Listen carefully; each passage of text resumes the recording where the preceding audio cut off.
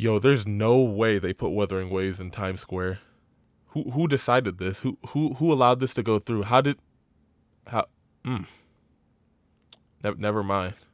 I can see why they let that slide. Yo, what's up, Rovers, and welcome to the channel. After Coral Games' beautiful display of their new game in Times Square, I figured I'd answer the question I'm sure plenty of people had that night. And what exactly is Wuthering Waves? Wuthering Waves is the open-world combat-focused gacha game developed by Coral Games, the makers of Punishing Gray Raven. The cool kids call it PGR for short. And honestly, I wish I could have been a part of that crew after finding out 2B and A2 from Nier made it into the game, but I kind of missed my chance. Oh my god, bro. Oh, hell no, man. These developers decided to take that combat that they've honed throughout PGR's lifecycle and toss it in with that Breath of the Wild open world magic, and so far, it's looking like a pretty good product.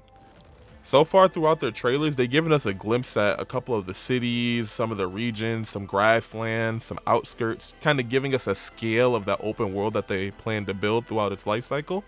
But as we can see in the marketing, that's definitely not their selling point.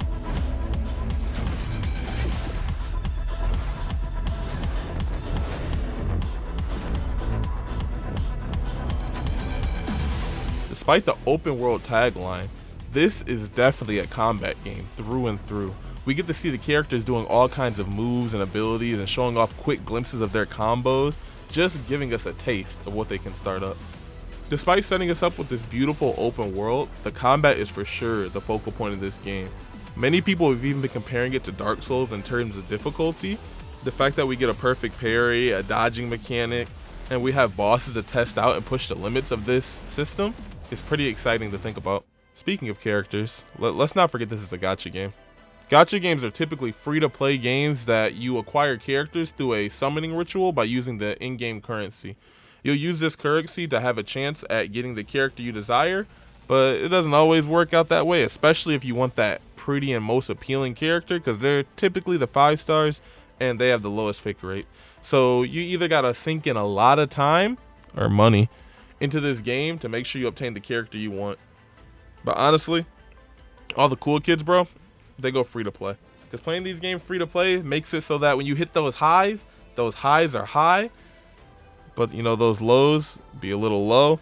But in the end, we still are able to clear that content as much as that guy that spent 1K on the game. So who's the real winner here? All that aside, I didn't even mention the self-contained stories that the developers actually ended up reworking because they weren't satisfied with the quality after the first closed beta test and they got some feedback from the community.